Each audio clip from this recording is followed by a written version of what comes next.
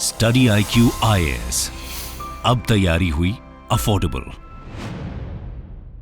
Gen Z and religion. Welcome to study IQ। मेरा नाम है आदेश सिंह। धर्म दोस्तों, ये सिर्फ एक शब्द ही नहीं बल्कि एक परंपरा, एक शिक्षा और एक जीवन शैली को संकेत करता है। ये एक इंसान के जीवन को एक सार्थक और संतुलित दिशा में देखने का तरीका है जो उसे समाज, परिवार और आखिर में खुद को समझने में रास्ता दिखाता है। लेकिन आज आधुनिक युग में धर्म का स्वरूप और महत्व परिवर्तित हो रहा है। इस युग में धार्मिकता को समझने और अपनाने के तरीके नए और विविध हो रहे हैं, जिससे धर्म का महत्व भी एक अनूठा रूप धारण कर रहा है। ये बदलाव न केवल धर्म के आधारित सिद्धांतों को प्रभावित कर रहा है, बल्कि ये लोगों के धार्मिक अनुभव, धार्मिक संगठन और सामाजिक रिश्ते को भी बदल रहा है।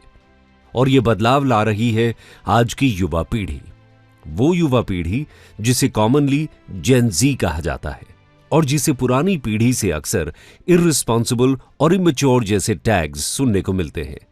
लेकिन यदि हम अपने आसपास के बदलते समाज पर गौर करें तो हम पाएंगे कि यही जनरेशन ज़ी हमारे धर्म और उसके सिद्धांतों को बदलने का भी काम कर रही है। यही कारण है कि आज की जनरेशन ज़ी और धर्म से उसके कॉम्प्लेक्स रिलेशंस पर कुछ प्रश्न चिन्ह लगाए जा रहे हैं। जहां कोई कहता है कि जेन ज़ी हमारे समाज को एथीइज्म या नास्तिकता की ओर ले जा रही है, तो कोई कहता है कि जेन ज़ी अपनी पिछली जनरेशन से ज्यादा रिलीजियस है। ऐसे में प्रश्न ये उठता है कि आखिर सच क्या है। तो चलिए आज की इस वीडियो में हम इसी महत्वपूर्ण सवाल पर खुलकर चर्चा करने वाले हैं और देखने वाले हैं कि जेन ज़ी अपनी नई सोच और आधुनिकता के नजरिए से धर्म के बारे में क्या सोच रखती है। लेकिन आज का हमारा ये डिस्कशन शुरू करने से पहले हम आपको ये बता दें कि ये टॉपिक आपके यूपीएससी मेंस जीएस पेपर 1 के सोसाइटी से रिलेटेड सेक्शन के पर्सपेक्टिव से भी इंपॉर्टेंट है। व्हाट इज जनरेशन ज़ी? दोस्तों, हम सभी अक्सर बूमर्स, मिलेनियल्स और जेन ज़ी जैसे शब्दों को सुनते रहते हैं। इन पर अक्सर कुछ न कुछ चर्चाएं होती रहती हैं। इनमें इस दौरान सबसे अधिक चर्चा में है जेन ज़ी। सोशल मीडिया रील्स हो या फिर किसी कॉमन ट्रेंड की बात, जनरेशन ज़ी या जेन ज़ी का नाम हमेशा सामने आता है। लेकिन अगर आप मिलेनियल से पूछें कि जेन ज़ी की असल डेफिनेशन क्या है, तो शायद पहली बार में वो सही जवाब ना दे पाए। लेकिन क्या आप असल में इनके बारे में जानते हैं? अगर हम अमेरिकन इंस्टीट्यूट की माने तो साल 1997 से लेकर 2012 के बीच पैदा हुए बच्चों को जनरेशन ज़ी या जेन ज़ी कहा गया है।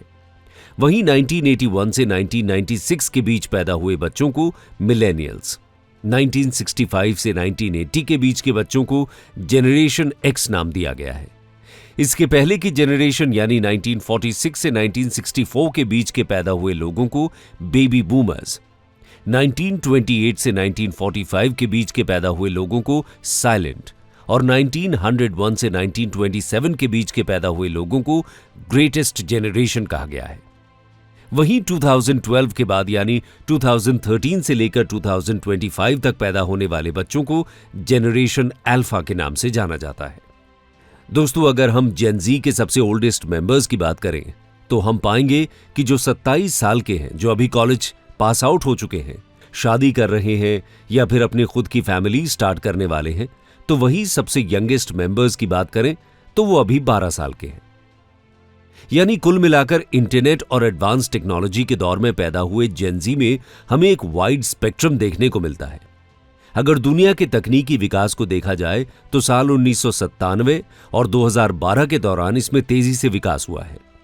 जहां कभी पूरे मोहल्ले में एक टेलीफोन हुआ करता था, वहीं इसी दौरान हर किसी के हाथ में मोबाइल फोन और इंटरनेट आ गया है, जिसने इन्हें 1 से 1.5 दशक में tape recorder, Walkman, camera, calculator और कंप्यूटर से लेकर परंपरागत रूप से न्यूज़पेपर्स और मैगजीन्स के पढ़ने और आपस में बातचीत करने के तरीकों को भी बदल कर रख दिया है। ऐसे में इस दौरान पैदा हुए बच्चे हाई स्पीड इंटरनेट कनेक्शन के बीच हाथों में स्मार्टफोन लेकर पैदा हुए। ऐसे में ये बच्चे यकीनन ही मिलेनियल से ज्यादा एडवांस्ड हैं।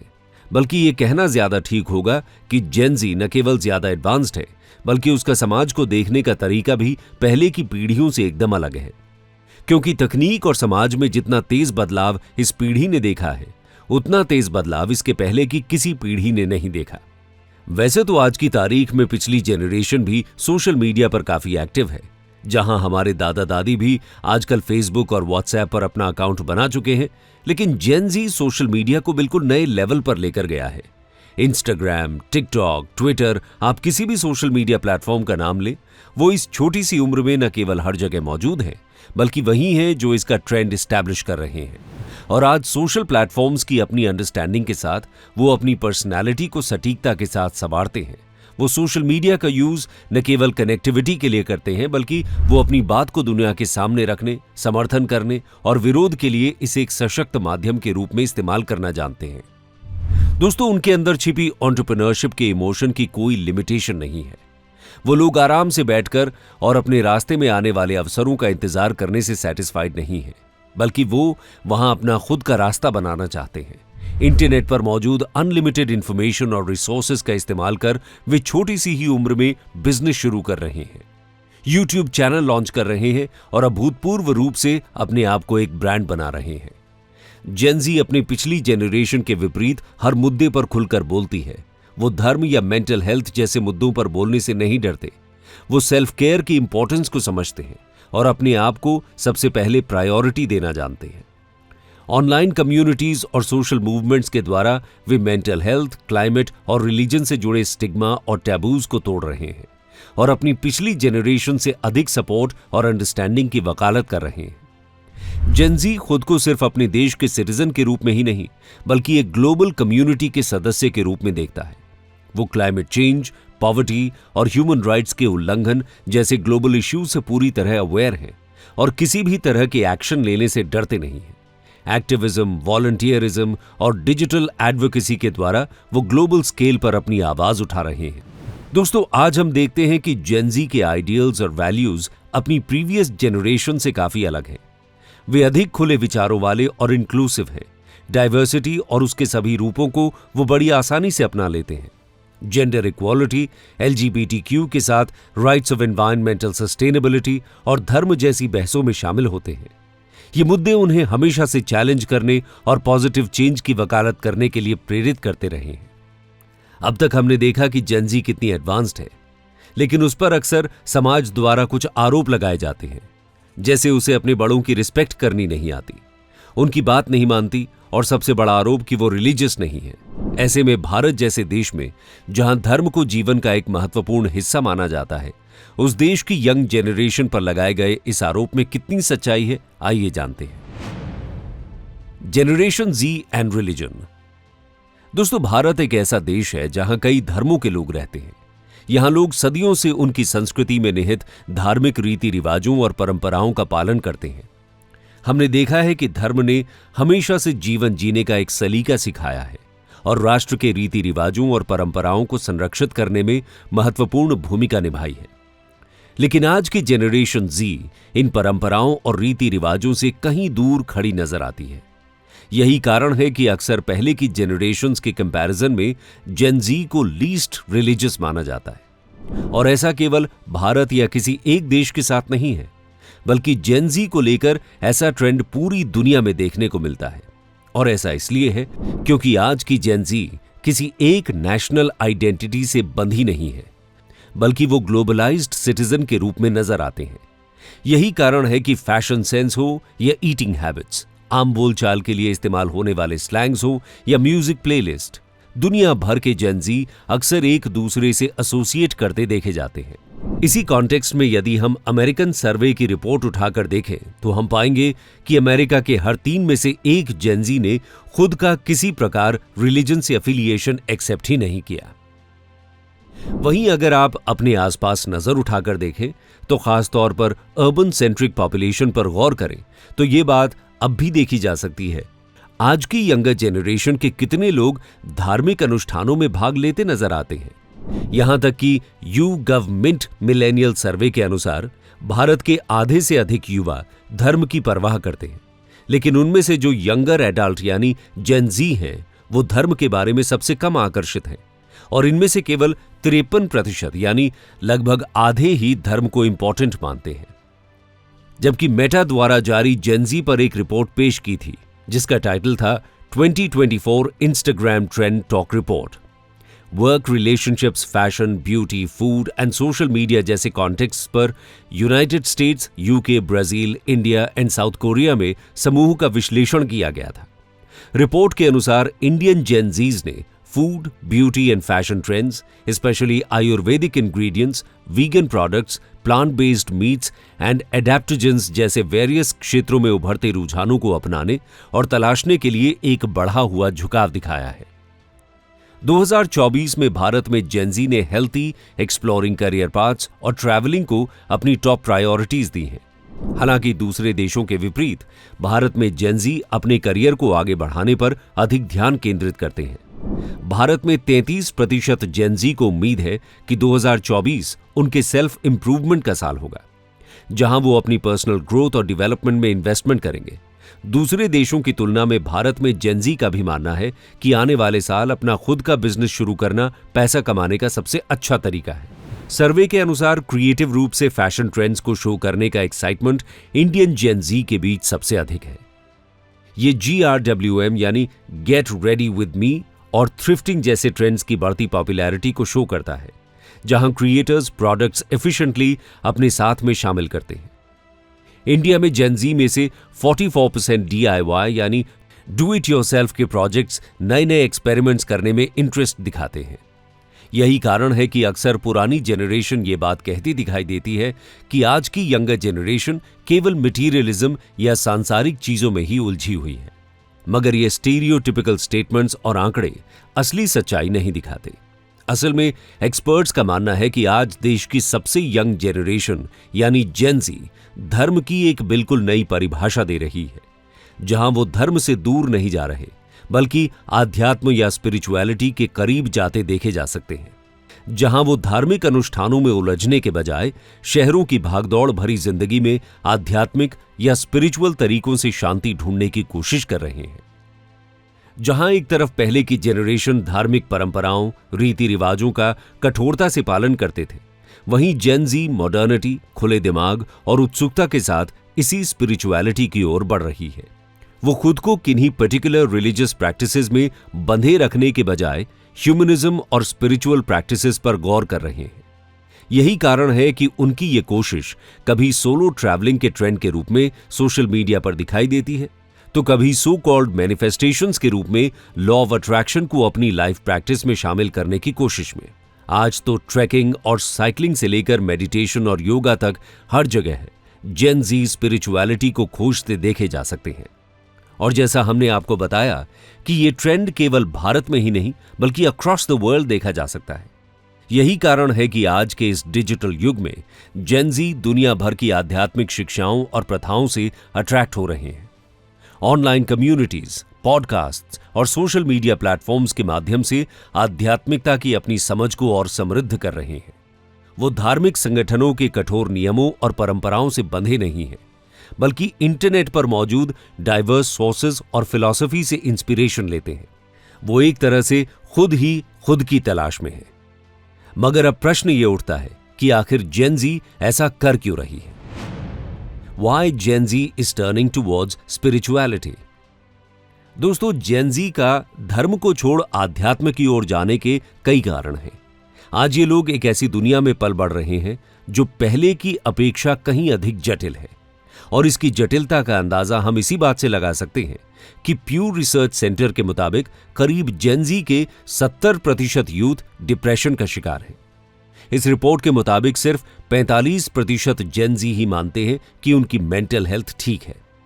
इनके मुकाबले लास्ट जनरेशन की बात करें तो 56% मिलेनियल्स की मेंटल हेल्थ काफी अच्छी है। वहीं इससे पहले वाली जनरेशन जेन एक्स 51% और 70% बूमर्स ने अपनी मेंटल हेल्थ को ठीक बताया। वहीं कई स्टडीज में यह भी दावा किया गया है कि जेन-ज़ी के लिए मेंटल हेल्थ के अलावा फाइनेंशियल सिक्योरिटी भी एक बड़ी चुनौती होने वाली है। स्टडी में कहा गया है कि इस जनरेशन के लोग अपनी जिंदगी का मकसद खोजने में मुश्किलों का सामना करते हैं। इसका कारण डिजिटल ओवरलोडिंग को बताया गया है। और ऐसा हो भी क्यों ना, स्मार्टफोन्स और सोशल मीडिया के युग में बड़े होते हुए जेन-ज़ी का स्क्रीन टाइम काफी ज्यादा बढ़ गया है। जहां एक ओर 73% जेन ज़ी अपने मोबाइल फोन पर गेम खेलते हैं और हर दिन ऑन एन एवरेज लगभग 6 आवर्स और 10 मिनट्स तक गेम खेलते हुए बिताते हैं। इसके अलावा सोशल मीडिया पर ज्यादा वक्त बिताने और इन्फ्लुएंसर्स की शानदार जिंदगी को देखकर जेन ज़ी को अपनी लाइफ बुरी लगने लगती है। ग्लोबल सर्वेज के मुताबिक 5 में से 1 हाई स्कूल स्टूडेंट ने माना कि उन्हें सुसाइड करने के ख्याल आते हैं। वहीं सर्वे में बताया गया कि 8.9% हाई स्कूल जेन ज़ीज ने बताया कि वो सुसाइड अटेम्प्ट कर चुके हैं। यानी कुल मिलाकर स्मार्टफोन और सोशल मीडिया के युग में बड़े होते हुए जेन ज़ी को बढ़ते स्क्रीन टाइम और सोशल इमेज कंपैरिजन की वजह से कई तरह की परेशानियों का सामना भी करना पड़ा है, जिसका सीधा असर उनके मेंटल हेल्थ, प्रोडक्टिविटी और इंटरपर्सनल रिलेशनशिप्स पर पड़ रहा है। दोस्तों, इस मेंटल हेल्थ का एक और कारण है न्यूक्लियर फैमिलीज में रहना। जहां इस करंट जनरेशन के पहले की सभी जनरेशन्स संयुक्त परिवारों में रहती थी और उन्हें माता पिता के प्यार के अलावा दादा दादी, चाचा चाची, बुआ और कजिन्स इत्यादि का प्यार और साथ मिला करता था और घरों में हमेशा चहल पहल और रौनक बनी रहती थी। लेकिन आज हमारे बच्चे छोटी न्यूक्लियर फैमिलीज में रह रहे हैं, जहां वर्किंग पेरेंट्स की अनुपस्थिति में खाली घरों में बच्चों की देखभाल नैनी कर रही हैं, जिसकी वजह से आज वो अपने माता पिता से भी उस तरह कनेक्ट नहीं हो पाते हैं और इसके चलते अकेलेपन और डिप्रेशन का शिकार होते हैं। पहले के वक्त में जब भी हम बोर होते थे तो बाहर जाकर खेलते थे, लेकिन अब ज्यादातर वक्त बच्चे गैजेट से चिपके रहते हैं। माता पिता भी आजकल छोटी सी उम्र में ही बच्चों को मोबाइल दे देते हैं, जिसकी वजह से बच्चों और माता पिता में आपसी मेल मिलाप कम हो रहा है। यही नहीं, पहले के समय में परिवार ही हमारी पहचान, हमारा धर्म और परंपराओं से कार्य करता था, मगर आज की बिजी लाइफ और न्यूक्लियर फैमिली होने की वजह से धर्म की अच्छी परंपराओं को छोड़ते जा रहे हैं, जिसके परिणाम स्वरूप जेन ज़ी में धर्म से दूर होने की समस्या सामने आ रही है। ऐसे में इस कॉम्प्लेक्स वर्ल्ड में न्यूली फाउंड और सेल्फ डिफाइंड स्पिरिचुअलिज्म ही आज की जेन ज़ी का सपोर्ट सिस्टम बनकर उभर रहा है, जो उन्हें कभी मेडिटेशन के फॉर्म में, तो कभी सोलो ट्रैवलिंग के फॉर्म में, तो कभी मैनिफेस्टेशंस के फॉर्म में लाइफ फिलॉसफी का पाठ सिखाता है। यही नहीं, आज यही शेयर्ड स्पिरिचुअलिटी दुनिया भर के जेन ज़ी को एक दूसरे से जोड़ने का माध्यम बनकर भी उभर रही है। यही कारण है कि MTV द्वारा कराए गए एक सर्वे में 62% जेन ज़ीयर्स ने यह माना कि स्पिरिचुअलिटी से उन्हें क्लैरिटी मिलती है।